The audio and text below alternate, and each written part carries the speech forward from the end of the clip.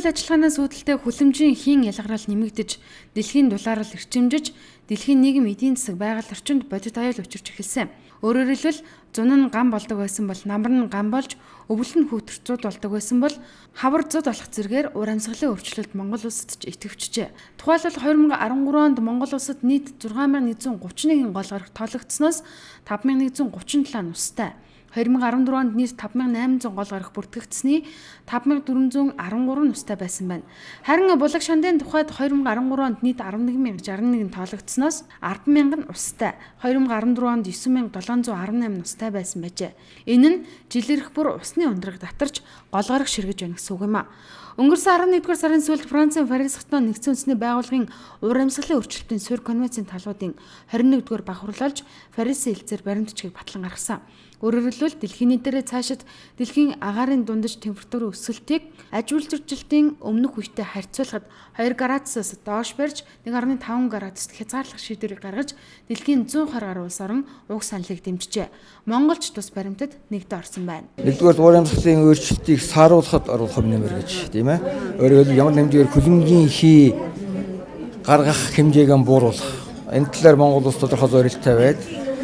Одоо үндсэндээ 2030 он гэхэд манай эдийн засгийн хөгжлийн одоо явц яг өнөөгийнхэн одоо хоцрогдсон технологи хэрэглээд хоцрогдсон арга барилаар яваад байхтай харьцуулахад энийг өөрчлөөд шинэ технологи хэрэглээд шинэ арга барилаар ажиллаад шинэ менежмент хэрэглээд явхад бол ямар ахиц гарах вэ гэдгийг харьцуулаад 14% өөрчлөлтөөр бид зорилт болоод өвшүүлж байгаа. Тэгэхээр энд бол мэдээж аж үйлдвэрийн салбар, эрчим хүчний салбар болно, хөдөө аж ахуй, хог хаягдлыг энэ юмнуудаар болно ярьж байгаа л да. Баримт дурдвал 2011 оноос гангануур ширгэж 2008 оноос улзгоолын ус татарч эхэлжээ. Мөн өнгөрсөн авар буюу 5 дугаар сарын 19-ны өдөр Төвийн бүс нутгаар 5 хоног тасралтгүй хүчтэй засан шуурга шуурч Төв аймгийн Эрдэнэ сан цумын малчид зам засанд богдсон.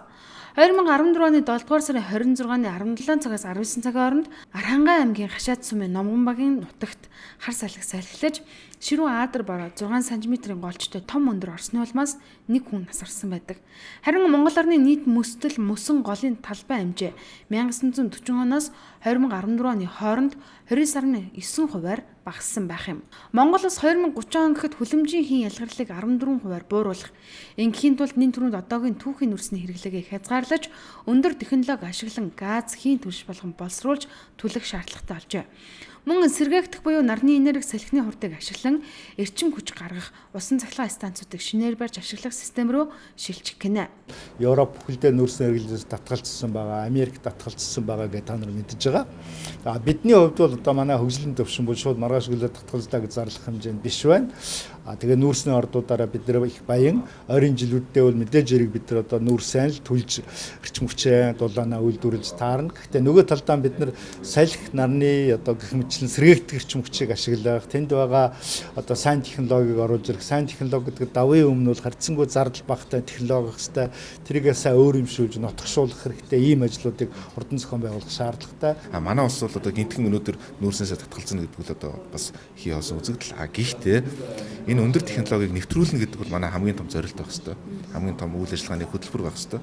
Саяны таны хэлсэнчлэн өндөр технологиг нэвтрүүлж одоо чинь нүүрсийг түүхийгээр шатахаасаа илүү нүүрсийг бусад технологийн тусламжтайгаар ашиглаад одоо шатдаг хий гаргах, газ гаргах, шингэрүүлж ашиглах нүүрс одоо өөр юмд хэрэглэхдээ нүүрс хүслийн дутууслыг хамгийн бага ялгаруулдаг тэр технологи руу шилжих хэрэгтэй. Ур амьсгалын өөрчлөлтөд тэмцэх өөр нэг арга нь чимээгүй явагдаж буй байгалийн солилцоо дасан зохицох юм байна. Энэ нь бэлчээрийн газар сүлжиж ус урссан гол татарч эхэлбэл үүндээ зохицож гүний худаг гаргах, фермерийн аж ахуйтай болгох зэрэг өөрчлөлтийг хүмүүс хийх боломжтой гэсэн үг юм а.